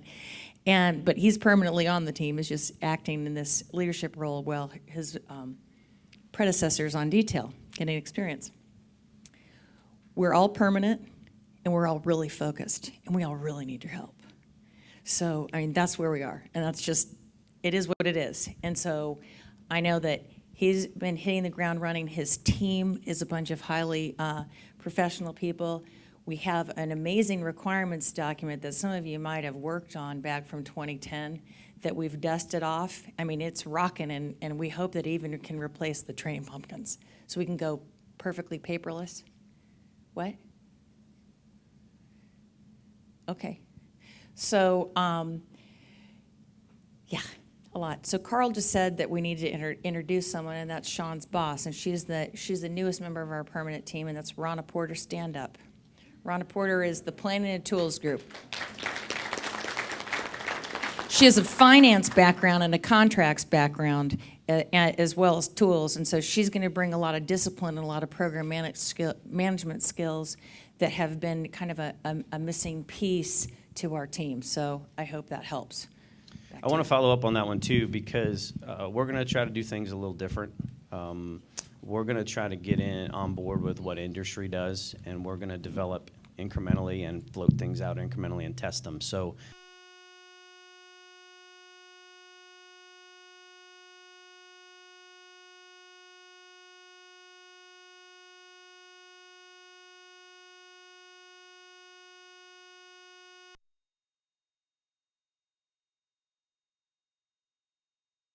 and be guinea pigs for us to help get this online. Yes, sir. My name is Scott Campbell from Memphis.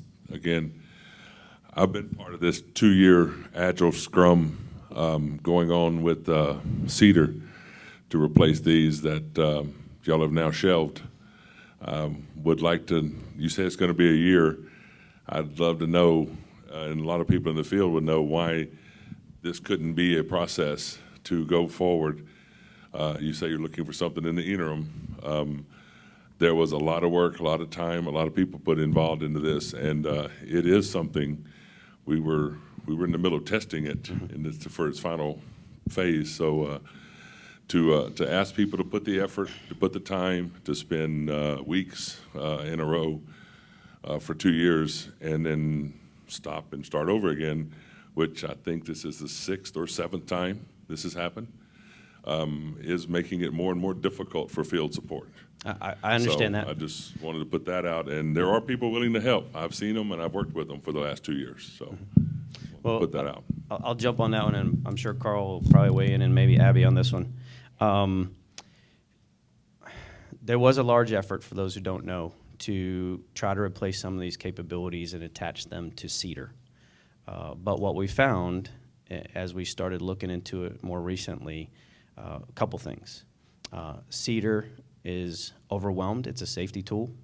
And so we were trying to put a square peg in a round hole just to get something out there quickly. And what we would probably end up doing is we would probably end up spending another $700,000 to $800,000 through December to stick something on CEDAR, get you all trained up on it, only to come back to the drawing board to replace it. So what we decided was, why are we spending good money against bad? CEDAR's going to have to be replaced at some point. It's on aging platforms. What you're finding right now is we're at a critical point with our technology systems, and you've all mentioned it in here. We can't Band-Aid them anymore. IT's not going to let us secure them anymore. They're on old databases, old infrastructure. Technology's gotten to the point, and security's gotten to the point, we have to make a decision. We have to take a turn. We can't keep doing what we're doing. We got to make a major adjustment. So the CEDAR thing was the first of many major adjustments that we're making for the future. I understand the frustration because there was a lot of effort that went into that, but the good thing is the effort, probably 75 to 80% of what was done for that effort, we're going to be able to recoup in the new one. All the requirements that were gathered through your support, those are going to translate right over. So we're going to be able to recoup that. The 700, 800,000 we were going to spend to implement it, we're going to recoup that, and we're turning it right into the next solution. So we didn't lose as much time as it seems. We're going to really try to leverage all of that, but we're going to try to put it on something that has some sustainability to it and a long-term lasting effect for you, instead of putting a short-term thing out there that you're going to have to change anyways. Change management's going to be our biggest problem. If we change and then change again, we've already lost the battle. We need to change one time, and we need to do it right. Go ahead, Carl. Okay, a couple more questions that come in via the text message app. I'm going to read two because you can play off of both of them, Mr. Sean. I'd like to know more about the distance learning platform and content distribution network that Barbara King and Bill Petit have worked on. And secondly, when do we plan for the consolidation of these databases to happen? Okay. The first one I'm going to hand over to Barbara and let her do that before I mess it up. And just so you all know, since I took over, Barbara and I have been really close. Their team has done amazing work out there at the Academy. They have a lot of these problems. They've already got solutions for most of them. We just need to figure out how to get with them, leverage them, and turn it into a FAA-wide program. The Academy is humming over there. How do we take what they're doing, bring it out to the field, and get all that stuff to the field? So we're really working really closely with Barbara, and the stuff that she put together for the DLP and the CDN is amazing, and the forethought that was put into that is really going to help us leap forward. You're going to be pretty amazed when she starts talking. Again, my name is Barbara King from the Academy. Just to piggyback off of what Sean mentioned, I feel pretty good in terms of the momentum that we have. Being around the distance learning program since about 2000 and working with many of the training individuals out in the field, there was a lot of legacy stuff that was still attached to the CBI platforms. And if many of you all remember, the CBI platforms were standalone platforms, and they were not even connected to the network. And so one of the things that I feel is a good partnership between AJI and the Academy is that the Academy has continued to work with IT as a partner. Now, sometimes that can be a little difficult, but the whole joining of the CBI platforms, which we now refer to as the distance learning platforms, the connection of that was actually a partnership between the Academy and IT. And so now what we want to do is continue to further that platform. The platform was, as many of you all remember, it was just a standalone CBI platform to do only CBI training. but then we expanded that to allow you to do the ELMS training. So I tell people all the time, the distance learning platform is nothing more than a Dell box. It can be further expanded to do more things that we need to do. And so we even expanded the even image that runs on the DLPs that allows you to drop in. In fact, we give some data over to CEDAR. So the more and more I begin to hear about some of those database programs and things, the tracks, you know, the NTD, the more we get to hear more of that, and in partnership with Sean, I think that we will be able to, I feel like that we have some leverage to really help push us a little bit further along. On the CDN, and I may let Bill talk a little bit on the CDN. The CDN was actually birthed at the Academy, and it came out of an issue of not being able to run training across the network. And one of the things that we had really did is kind of looking, when you're getting those calls, and at one time we were actually ran the ELMS help desk. So when you're getting multiple calls from multiple facilities talking about that the course won't run, and you're just kind of at the hands of mercy of saying, okay, well, what do we do? You know, you can't tell one person to take a course at a time. You have to have infrastructure that is going to support 10,000 or more users taking training. So the content distribution network, the concept was birthed there, and we actually partnered with AJI to actually deploy it. But I want to let Bill tell a little bit more about the CDN. Thank you, Barbara. I'm Bill Poteet. I manage the distance learning branch at the Academy. Has anybody gone up to Washington, D.C. and tried to take Highway 66 coming in from the west? Have you tried to do that? Okay. Is it not a parking lot today? Okay, so now let's step back about 25, 30 years ago, and it was 2 lanes in both directions, and it became a parking lot. So what did they do? They widened it. It became 3 lanes, immediately became a parking lot. We widened it to 4, 5, somewhere 6. It's still a parking lot. So what I'm trying to get across to you is no matter how much bandwidth we build in the agency, new requirements, new capabilities take up that bandwidth. So what do we in training always get? The back seat to that. So they put in bandwidth, we increased training capability, we increased simulation, we do videos, and immediately we're running out of bandwidth because we get the back door. So basically the CBI platform had two components to it. It had the actual CBI machine, and it had the CMI, content management piece of it. When Barbara was talking about connecting the network, it allowed us to run ELMS on the CBI systems. And then as we move forward, we separated the actual hardware, or the box, as Barbara says, call it a distance learning platform, and the CMI application will be migrating out and going away as we move everything into ELMS. So in the end, we will have a distance learning platform out there, and then it will be running courses through ELMS. One of that has a complication because, again, remember the bandwidth discussion on Highway 66? The more we go into ELMS, the more bandwidth we put out there, the more operations takes up bandwidth, the less we have for training. Now, when you go into a facility and you download a class, it takes 5 or 10 minutes for the course to download.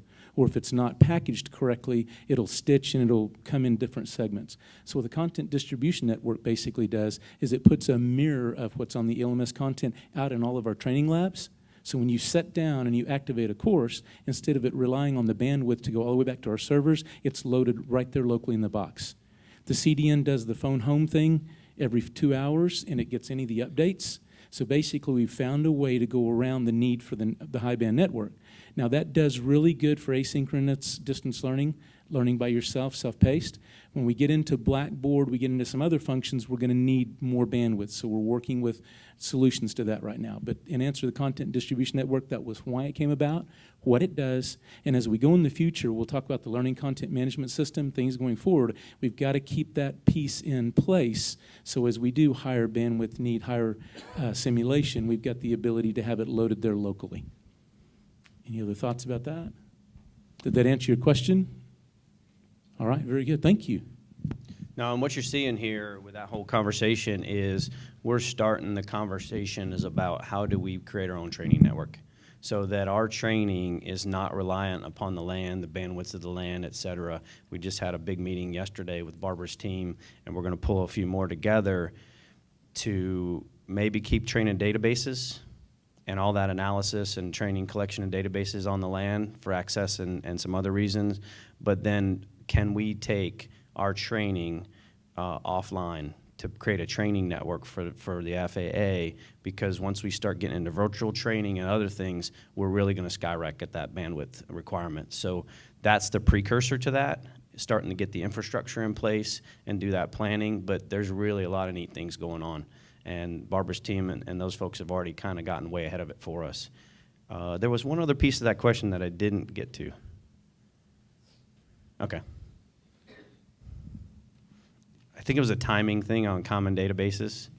Yeah, when would be the delivery for such a database? That's a good question, and I will be able to give you a better answer September, because what we're doing now is we're making that transition from what we were doing with CEDM and CEDAR, and we're building the data architecture requirements and plan, plus also the data collection functionality requirements and plan over the next 2 to 3 months.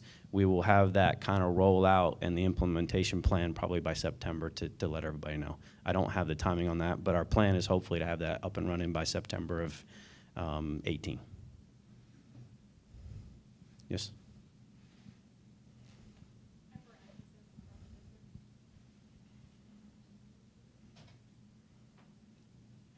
And from the Heartland, there we go. Heartland District. Question about the TSS. Now, are there any plans for expanding that program? Our district has found that the facilities that have access to the databases are our larger facilities who do not struggle to find the consistent traffic. So it's more of our smaller facilities that would really prefer to have access and need the access. And we're kind of trapped. Our district is committed to getting our people in there because we find it beneficial, it's working, but a lot of our facilities are needing to find another airport out there somewhere that kind of resembles theirs to use, and that's not ideal.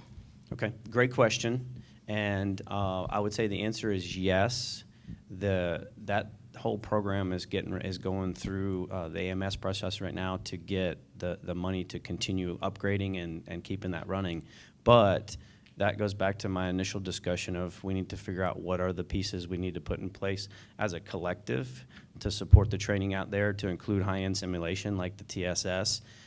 I don't think we've had that conversation to figure out where does that fit in and what is the requirement across the NAS for TSSs and the other things like AT Coach, things like that. So yes, that's definitely part of the conversation we're going to have, and where that fits in. We have to define what that looks like, and then go back to the folks that have the money to be able to expand that program where that need fits.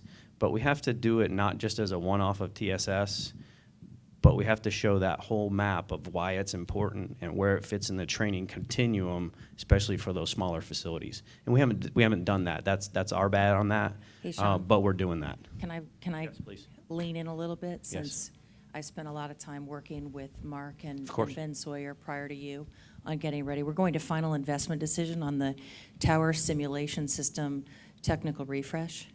And so it's a combination of operations money and facilities and equipment money. So operations money, for those of you that have not been familiar with budget cycles, operations money is 1-year money. It's part of the appropriation that we end up being put on continuing resolutions or occasionally shut down over.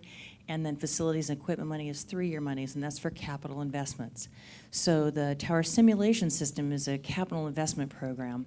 And so we use both money for the sustainment, which is operational, as well as this other money for capital investments. In the package that goes to final investment decision in September, the proposal is to fix, it's on Windows XP, for God's sake. And that's like been banned from use in FAA, but that system was still on Windows XP, and it plugs into a wall. So it's not attached even to the mission support network, which runs your email. It's just a plug-in-the-wall system that's completely standalone. So that's getting upgraded. We're moving to LED monitors from the old incandescent light monitors, which we can't even buy bulbs for. So that's part of it. But the fun part, and I think that addresses your question, is around the other part of that capital investment, and that's to buy one mobile TSS additionally for each legacy district. Obviously, we could not have divined when we put this capital investment proposal in place that we were doing a consolidation that we'll be hearing about later. But the net effect is we're adding, I think, 24 more mobile TSSs into the system so that we can be a force multiplier of 100%. Because what we found using metrics and the criticism that we had with the TSS program prior that we've healed, and thanks to all of you for giving us those metrics, is for people that use the tower simulation system, it's a 33% reduction in OJT time almost across the board, with the exception of Los Angeles ground control, which has a different issue, right? But I mean, that's an amazing number. When you think about that, when you think about the people that we serve, and the people we serve are hurting, because I heard someone saying as we were walking around talking about the strategy and roadmap, the 6-day work week, and people are exhausted and burned out. What if in our tower environment we got people trained 33% faster? Think about the relief, and think about the esprit de corps that's created by that. So that's the possibility there. So it is coming, and one of the things that I took an IOU when I talked with the recurrent training cadre team a week ago is that monthly we're going to put out a newsletter so you can hear what's going on and give inputs on real time, in addition to whatever we do with a webinar monthly. But we'll put out a newsletter that you can post in your facilities so people can see what's coming down the pike. Hey, So Abby? I hope that answered your question. Did that help with TSS? Oh, for the databases, yes, that's ops money bucket, and there's a whole plan, and if there's priorities that we need to be more familiar with, Ben Sawyer, and I think that's his email address. We'll send you Ben's email. He's the program manager for TSS, because we welcome that feedback. But yeah, there's 85 databases in the pipeline to finish out. You got a follow-on question. When do we get the mobile systems for the districts? Okay, I just got told that I answered that question. It's part of the capital investment program, so it rolls out after final investment decision. And just as another piece, we've gotten mixed feedback on the provider Atacel, and so what you need to understand about the way that the recompete goes with the capital investment program, that it's fair and open competition in accordance with anything a CO would want. And so we'll be looking at multiple organizations, and it will give us flexibility to see what state of what's the right thing to replace with the tech refresh given the technology change. So that was definitely feedback that we got. And the Okay. timeline on that is they're actually starting the evaluation process this coming week, and we're expecting hopefully final investment decision by October. We have one last question on here. When will we get the ability for field-developed content to be uploaded on Elms? Can I address that one later this afternoon when we talk about content management? That's what the parking lot's for.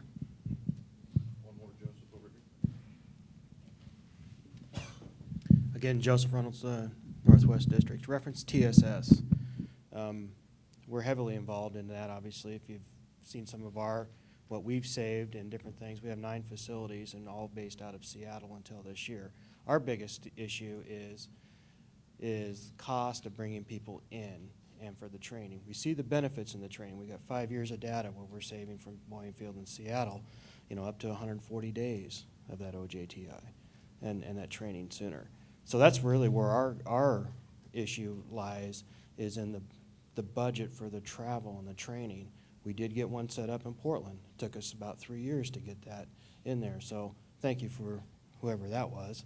And that will save our training costs. But like the Heartland District will be dealing with, it's the amount of training or travel budget that comes in.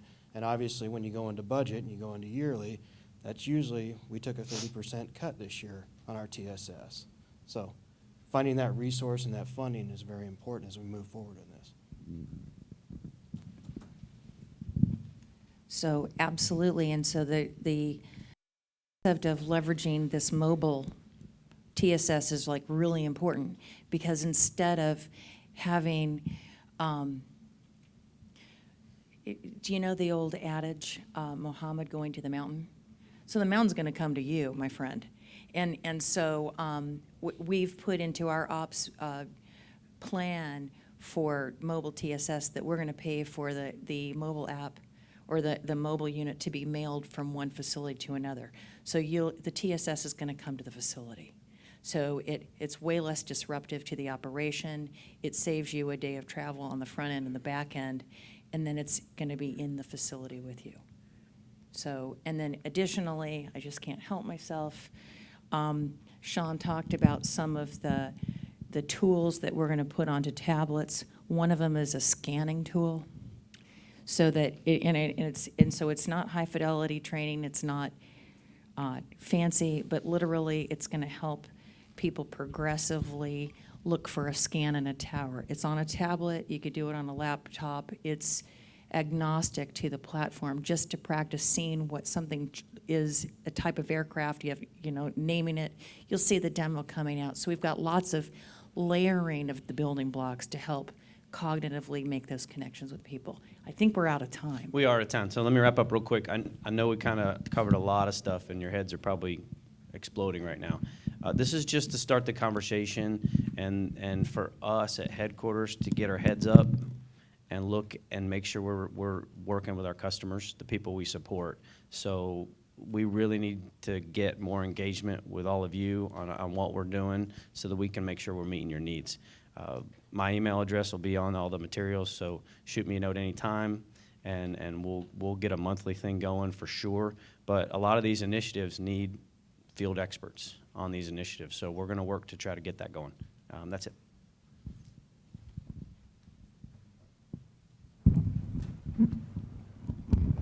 Okay, thank you, Sean. Anybody need a break?